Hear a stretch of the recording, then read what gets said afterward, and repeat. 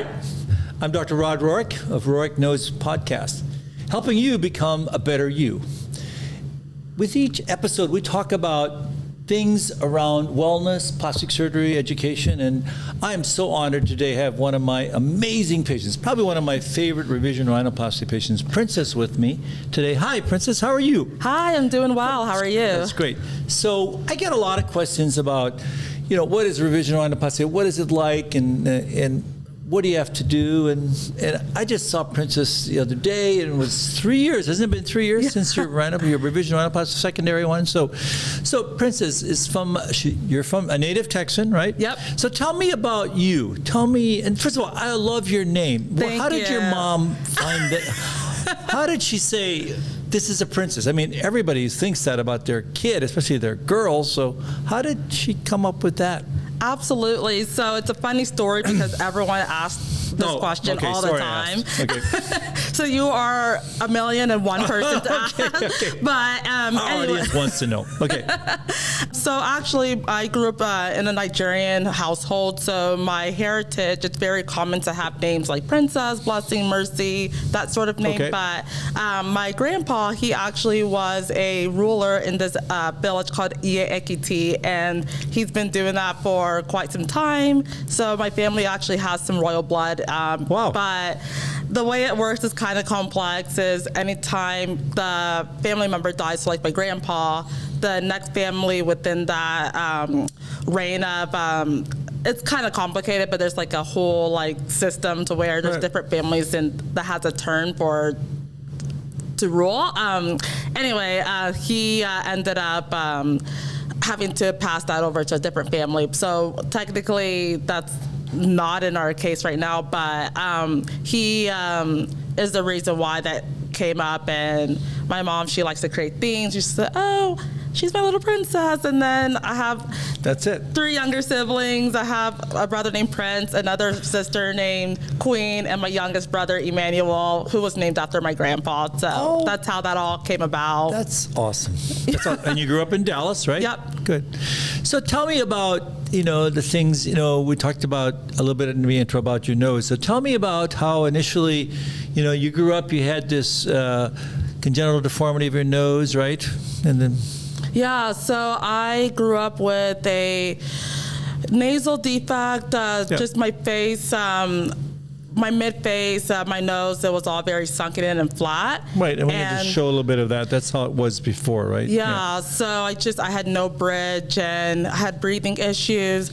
And my parents, they decided to take me to Children's Hospital for a consultation to fix my nose because it got to the point where I was getting bullied a lot for it. A lot of kids called me flat nose, and I just felt so insecure and sad. And when my parents realized, okay, this is something we need to address, that's when they took me to see Dr. Steve Bird, and he who's a rock star congenital plastic surgeon. Yeah. He's actually one of my former partners. Yeah, you went to see him and he did my surgery, and I was 9 years old at the time, so I'm still a little girl, just still growing and developing, and my nose looked great. It was awesome. And then just years later, I'm still growing and developing. I've noticed that my nose is starting to look a little more sunken in, and I was starting to get the breathing issues again. And then it just took me so many months of research and just looking into a doctor's second opinion to see about getting it corrected. So part of it was aesthetic, but a big part of it was functional. I just wanted to improve my quality of life again. And that's pretty much how that came about and how I found you. And it really was February 2019 is when we did we did a rhinoplasty, and we did a rib graft on the top of our nose, on the tip, and softened it. And you can see, it was pretty, like you said, it had been pretty flat, and then we brought your bridge up with a rib graft and softened it. And of course, we'll show these, and as well as here, it was really foreshortened a lot, and she had breathing problems. Yeah. And the bottom of her nose as well. And so, I mean, it's, I love that because it really is a story of restoring function and, of course, enhancing your beauty, your innate beauty as well. So, I mean, I think that's really the goal of revision rhinoplasty and of rhinoplasty itself. And I think so. So what have you been doing? So I just saw you recently, and I know you're moving. So what are you doing now? How did that change your life, and tell us about that? So since having a surgery, of course, my confidence level has boosted, and I started dating. I've met the love of my life, and congratulations. we are just in the process now of moving to Colorado together, and this is a decision that we both felt this is right. This is something that it's a huge leap of faith, of course, but he's been so supportive throughout my journey, and just being this new confident person where I don't have to worry about the way I look, my nose, or anything like that. I'm like, you know what? Life is short. What the heck? Let's do it. And so I'm just in the process of preparing for that. I am also in the process of starting a new business. I right now currently work as a clinical trainer for a medical device company. So we sell a lot of lasers, just things to improve your personal appearance. And just already having that experience of improving my own personal experience and seeing how that really changes and impacts a person's life, it just made sense for me to stay in this industry. And for me, as I travel to different states, just teaching people how to use their devices, I've come to where I want to create something where I'm doing something impactful and I get to help people feel more at ease and organized. So that's where my life is right now, just creating products and just working with mentors to make it a reality, because the things that I've gone through in life and how just the surgery alone has shaped me, it makes me want to give back and do that for other people. Wow, that's great. I mean, that is so phenomenal, and it's so rare. I mean, because first of all, I know you are a very positive person. I mean, so surgery didn't change that. And you're also a very giving person. Surgery didn't change that. But I think what it helped you is to give you more inner confidence, right, of what and who you are. But I mean, you're beautiful, and you've always been giving. I mean, but I think it's allowed you to kind of go to the next level. Is that right? I mean, is that kind of what you're doing? And I think that's what I see and feel from you. Is that? Absolutely. And just surrounding myself with people like me that are positive. I've had in the past just friends that were very negative, very cynical, and then it just made me not want to do a lot of things in my life. I'm not going to say I was lazy, but I just wasn't motivated to do great things. And one of my biggest life mottos is do amazing things. And I like to just use my energy and just my drive to help people feel that confidence that I feel, because it's so, like, life is so short, and it's just, you want to live your life to the fullest. And exactly. You don't want to hang out with people like that. You don't want to hang out. I always say, if I'm the smartest person in the room, I need to go to another room. And also, if I'm in a room with a bunch of negativity, I'm out of that room, because they're life suckers. We don't like life suckers. And you're a happy, positive person, so that's great. But and I think that's just kind of what's helped you blossom. I mean, you're amazing. I mean, look what you've done in the last several years. It's unbelievable. So what's next for you? So definitely I want to continue just using my social media platform to encourage people and help them feel their most happiest, most positive version of themselves. So I am just in the process of just continuing to be more consistent with that, being with family and just spending more quality time with them as well, because I am moving and that's a little bit less face-to-face time. So I want to be more intentional about my time with people and just giving them that encouragement, just sometimes just calling someone and telling them, how are you doing, and just checking up on them. It just makes, those little things makes people's days, and I want to do more of that instead of just focusing on my own goals. That's great. So what message do you have for people that have struggled, with some things, that are physical things like, your nasal problem and deformity. So what message do you have for them in finding a solution? Obviously, you're a very positive person, and I think to me that's 85% of the deal. don't you think? I mean, so what's your message that you want to impart to our listeners about you, and also what you've learned from your life experiences with your nose and how you are now? Absolutely. So consistency is key. So just never give up. Just if something doesn't work, try something else, but don't put yourself in a place where if one idea doesn't work or one solution, or just you've done your research and it's not working out, you don't ever want to give up. You want to keep on going, keep on trying, because eventually a door will open and you will find exactly what you're looking for. Yeah, no, that's very good. That's good. So you'll be back in Texas. I know you will. Oh, absolutely. I got to come back for my Texas barbecue. So what's your plan the next 3 to 5 years, Princess, on where you want to be and what you're moving, and just, what's your goals? And my dream is hopefully to have a family one day. I want to raise like my little minion princesses and prince. I love that.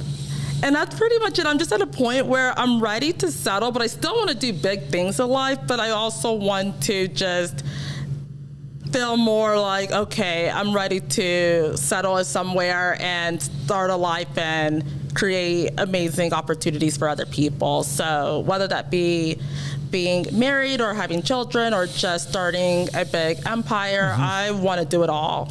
Good. No, I love that. It's only, we only live once. It's not a dress rehearsal. So what do you think, your revision rhinoplasty has done? I mean, I know it's done a lot for your confidence and things like that. And what else has it done? And what could you impart to people when they're looking at themselves and they've had, probably a botched surgery, or this certainly was just a congenital thing, but a surgery that didn't go well? And how do you give them the energy and the focus to find the right person for them? And what do you do? What do you say to your inner self that you want to share? So it's interesting because since having my surgery, I've had just strangers reach out to me through Instagram, like people I've never met before, and Really? They've seen pictures and videos from your website, and somehow they found me through you, and they reached out and say, oh, can you tell me about your experience? I've had a bad experience at so-and-so place. And so for me, just encouraging them that, look, when it comes to finding the perfect surgeon or someone that can help you, the first thing you want to look for is someone that can make you feel like you, and someone that makes you feel like what you're about to get done is going to look natural on your face, but also just someone that makes you feel comfortable. So bedside manner is a huge thing for me. You can go to the greatest surgeon in the world, but if he's a meanie, then your experience is just kind of shot down. So I think just going with someone that fits your personality needs is really, really important. And once you find that person, the rest of the process is very smooth sailing. Yeah, that's good advice. I mean, obviously there's no perfect surgeon, no perfect surgery, but, I think you're right, and I talk about this a lot, is that you have to find someone that actually is compatible with your goals. And, your surgery is never going to be perfect. It's going to be better. But you do have to, I always tell, I tell my patients, and I'll tell, I said, I have to like a patient, to operate on him, because, God, we've known each other for 3 years, and the recovery, and, it's not just, a gravy train. It's a lot of work and energy, and there's some discomfort, and, it's real surgery, right? I mean, tell us about your surgical experience. I mean, I know with us 3 years ago, Yeah, so just going into having this revision rhinoplasty, of course, I was nervous. I didn't know what to expect. I knew that I was under good hands, but just what to expect after surgery, that's something that was very daunting to me. But honestly, it really wasn't as bad as I thought it'd be. It was more discomfort than it was pain. And just being on the right medication and having just your nurses, even you as a resource to reach out to if I ever have questions was very comforting. And having my family nearby was very helpful too. I felt like because of the support that I had, the recovery went by better than it could have. So for me, just having people that are loving and supporting, that made a huge difference with my experience. Yeah. No, I agree. And revision rhinoplasty is so much different than primary rhinoplasty because you're going in. There's lots of scar tissue, and there's lots of different things that can go right and maybe not go right because of all the things that are there and the things you have to reform and remake. It's kind of like going in and rebuilding a house that's already been built. So I mean, it's a lot more complicated, and of course the results can be not as promising. But I mean, of course, you look amazing. And Thank you. You look amazing, but you breathe. I think that really makes my day when a patient says, "Well, I like my result, but I also love how I breathe." I mean, when you see me, I think that really makes my day because, sometimes that works and sometimes it doesn't. But I mean, nobody's perfect. But I mean, it's pretty quite amazing. So what advice do you have to your younger self about today and your future that you'd think you would do different in your life? So when I was younger, I was very shy and I always said no to opportunities. But I tell myself now that, you know what, just be a yes girl. If someone says, hey, do you want to go out and get some dinner with me, say yes. Just say yes to everything. And of course, use your discernment. So don't say yes to quite everything. So if someone's offering you illegal activities, say no. But, but I know what you mean. I mean, be more positive and outgoing. Yeah, you're be more open. Right. Yeah, open to new things and new ideas and things. Yeah, I mean, that's a good thing. I really do. I think it's good to explore new things as long as you're things that are in your scope of what you want to do. Right. Absolutely. Yeah. No, that's good. So, no, I think you have incredible spirit and great advice for us on not only just as an individual, but also on your amazing transformation in rhinoplasty. I mean, every time I see you, you're happier. And I love that because I can just feel your energy in that. That's fantastic. So I always tell people. So, what questions do you have for me about your surgery or anything else? I won't regret it. So, you want to? Yeah. So this question has been pondering in my head, but I wonder how you got into plastic surgery because, of course, you make such an influence in the Dallas market, but you also make this huge influence in the plastic surgery community. And I just wonder, is this something you've always wanted to do? Because you've impacted my life so much, and I just wonder, if this is something you've always wanted to do. Well, I love what I do, and you do what you love. And, I grew up on a ranch in North Dakota. I don't know if you knew that. And so I actually love science, and that's how I ended up being a doctor. And then I went to Houston. I went to medical school there, and I just happened to gravitate to a mentor who was a really fantastic plastic surgeon. Actually, he was a congenital plastic surgeon, much like Dr. Bird.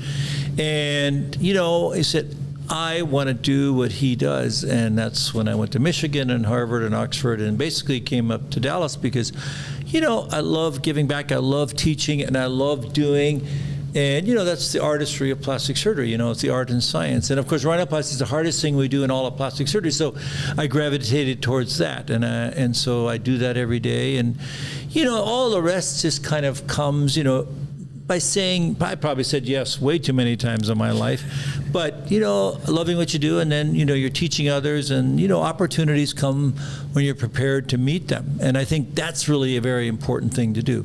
So the opportunity was there, and I seized the moment. And, I think it's like anything else in life, good things happen, when you are prepared. And just like for you, you're going to have a phenomenal time, in your new occupation. I know you will. I know. Thank you. I can feel it. I know it's going to happen. But you have to come back and see me in a year. Of course. That's very important. So, but I think, what Princess exemplifies is that spirit of can do, and that spirit of I want to have it happen. I will make it better.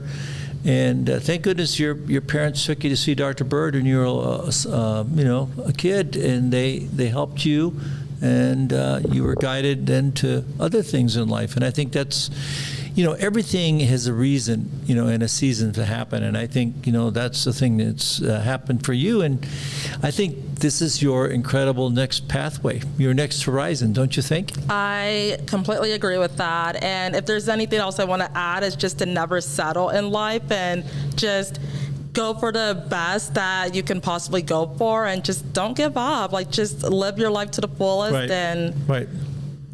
I agree. I totally agree. So I want to thank you for taking the time out of your busy schedule and to really bare your heart for what you really think about not only your nose but also your life and how it's been transformed. And I think the most important thing is people. The nose is always attached to an individual. And I try and make sure I understand that individual before I do their nose. And that's why it's been such an amazing journey and a pleasure to have you as my patient. And I never say goodbye to my nice patients. So have a great time. And I know I'll see your incredible progress on social media and beyond. So thank you so much. thank you. It's a pleasure having you. All right.